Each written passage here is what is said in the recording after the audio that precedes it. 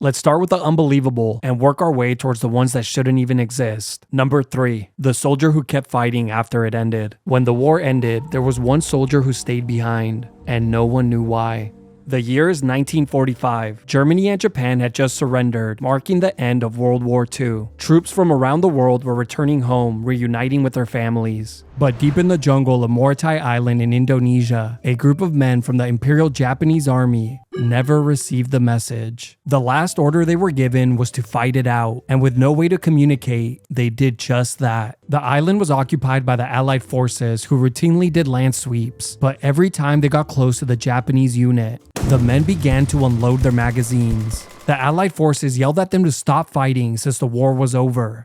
But the Japanese unit thought it was a trick to get them to surrender, so they continued fighting. Months would go by, and with many gunfights, the unit began to lose men. Many were killed in combat, others were captured, starved, or died from disease, while some were consumed by fear and fled deeper into the jungle to never be seen again. Eventually, the months became years, and their numbers dwindled down to just 12 men. One day, the men came across leaflets that had been dropped from planes, stating that the war was over. But yet again, the men thought it was another trick and dismissed them as propaganda. Over the years, the men continued to see warplanes in the sky, and with so many of them flying overhead, they knew they had made the right decision, as it was clear that the war was still ongoing. But little did the men know, the Indonesian Air Force was nearby, and the pilots were simply practicing. After 12 years in the unbearable jungle, one of the men decided to leave the unit and flee further into the wilderness. Some say the men had tried to kill him, or he simply thought he was better off alone. This man's name was Teruo Nakamura, a man who by all accounts was already dead. As Nakamura ventured deeper into the jungle, he settled on a plot of land, built a small hut, and planted sweet potatoes. He spent his days fishing and cooking his catch in the dead of night, so as not to alert the enemy with the smoke of his fire. He spent his nights staring up at the moon, wondering what his family back home was doing. He continued to live the same day over and over again. And even more years would pass him by. Little did he know, he was the only Japanese soldier left on the island. His fellow soldiers had died or left the island long ago. It is believed that a pilot flying over the island saw a small area that looked flat and seemed to be inhabited, so he reported the coordinates to the Indonesian authorities. A day just like the thousands of days before it, Nakamura was barely surviving when out of nowhere he heard something in the distance. But the years of exhaustion had caught up to him. He didn't bother to reach for his rifle and didn't even put up a fight.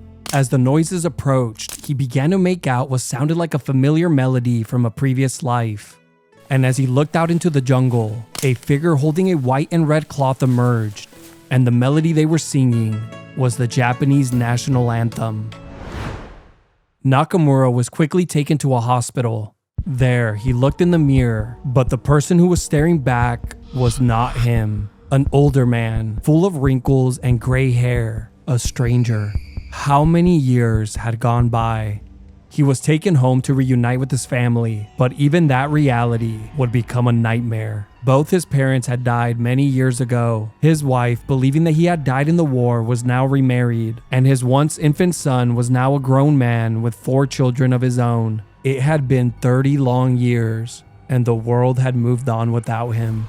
This picture was taken just moments after he had returned home and learned the heartbreaking news. Seeing the situation, his wife's new husband offered to move out of the home to let the couple reunite, but Nakamura refused the offer so as not to cause chaos to the family. He settled into an apartment nearby and was just happy he could visit them often. 4 years later, Nakamura would pass from lung cancer. Number 2. The soldier who disappeared into the jungle. Deep in the jungle, 3 soldiers were still living in hiding, completely cut off from the world.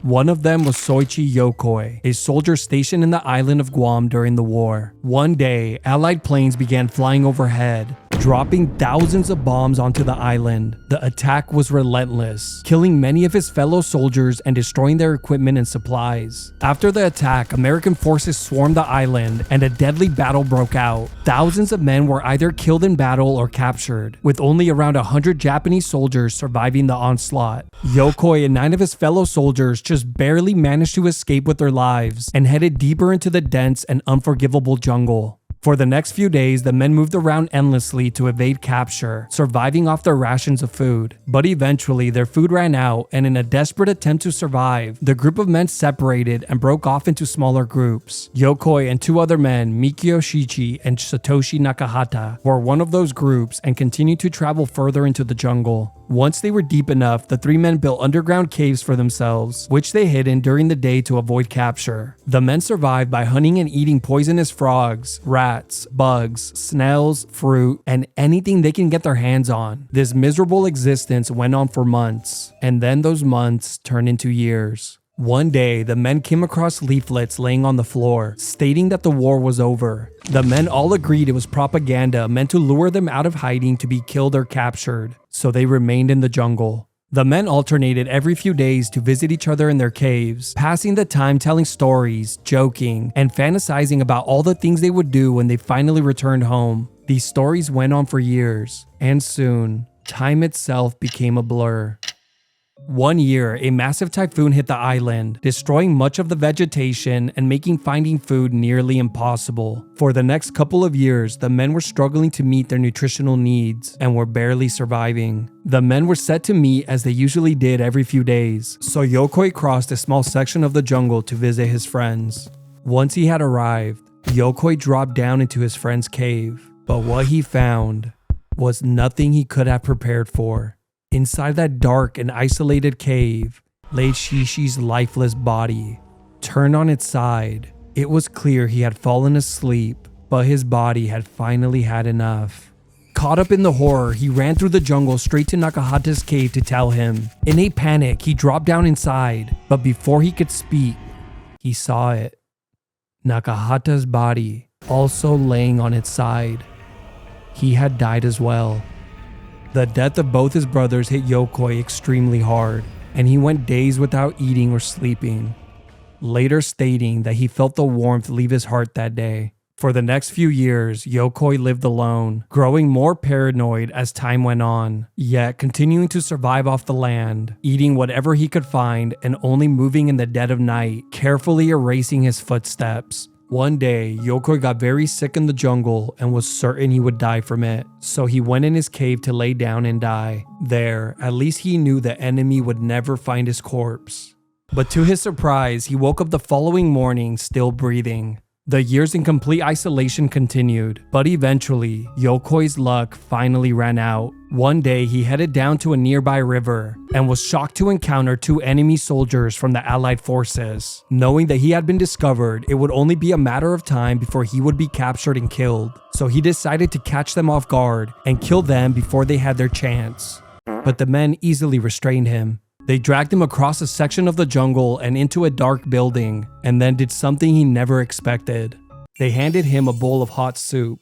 It turned out that the men were hunters, not soldiers. Yokoi was then turned into authorities and was set to return home. The news of Yokoi's capture exploded in Japan, and soon everyone wanted to hear his remarkable story. But before he would tell it, he first had to make a stop. He returned to his family's home to discover that they had died long ago while he was away. He traveled down to their family's gravestone, where he wept uncontrollably. There, he saw what was written on the stone, that he himself had been dead for nearly 30 years. Yokoi's story was broadcast on news stations and TV shows, and he toured Japan for months. People fell in love with him, and he became a popular TV personality. He got married, had children, and settled down. Yokoi lived a peaceful and quiet life until the day he passed, at the age of 82. Yokoi had spent 26 long years of his life in the jungle. Number 1. The soldier who never believed it was over. Long after the war was over, one soldier was still hiding in the jungle, waiting for orders. The last thing his commander ever told him was, "It may be 3 years, it may be 5, but whatever happens, we'll come back for you." That soldier was Hiroo Onoda, a young member of Japan's Army Special Intelligence Unit, sent to Lubang Island in the Philippines to conduct guerrilla warfare and gather intelligence. His orders were simple: lead a group of men behind enemy lines, destroy enemy planes and boats, and under no circumstances ever surrender. The island, which was once under Japanese control, had been taken by the Allied forces 2 years prior, and it was their job to prevent them from strengthening their position any further. His plan was simple: lead his men into battle battle when the enemy least expected it, and if defeat became inevitable, retreat into the jungle and switch to his specialty, guerrilla warfare. Then regroup, rinse, and repeat. But the moment he arrived on the island, things would not go as planned. Officers who outranked him gave different orders, and instead instructed his men to fight the Allied forces head-on. This style of attack would be a fatal mistake. The American soldiers quickly defeated them. Onoda saw that defeat was inevitable, but only managed to order 3 of his men to retreat into the jungle in time. The men worked their way deep into the jungle, pushing further in day after day. Their goal was to reach a Japanese camp that was over 9,000 feet in elevation at the top of a mountain. Once they arrived, the men were happy to find Japanese soldiers there, but their joy wouldn't last long. During the night, the camp was attacked by Filipino soldiers, and the entire camp and many soldiers were set ablaze. Onoda and his men once again fled deeper into the jungle. By this point, the men had gone through their entire rations of food and were scavenging the land for fruit and water just to survive. As they made their way through the jungle, the men came across the corpses of fellow soldiers, men who had fled the battle long before they arrived, only to perish in a foreign land, their remains swallowed and erased by vegetation. Months would go by and the men continued to move, but one day, while the men were searching for food, they came across 2 local villagers, so Onoda and his men quickly held them at gunpoint. The men, scared half to death, muttered the best they could, "The war is over." But seeing that they were not soldiers, they let them live. Onoda's men were thrilled with what the men had told them, but Onoda quickly ended the conversation and dismissed the claims entirely, believing that the men were so scared that they would have said anything not to be killed. So the men continued to work their way further across the island. They eventually settled on an area that was near water and a small farming village and built a shelter there. The men liked the area because they could steal the farmers' crops and kill their cattle for food. One day, the men crept near the village to shoot a cow, and as the gunshot rang out, another shot followed, killing one of Onoda's men with a headshot. The locals had set up an ambush as they were sick of their cattle being killed. In the battle, Onoda heavily injured a man, kidnapping him and dragging him back to their shelter. Suspecting that he was part of the Filipino army, the men stabbed him in the heart and killed him. Little did they know, the man was nothing more than a local farmer.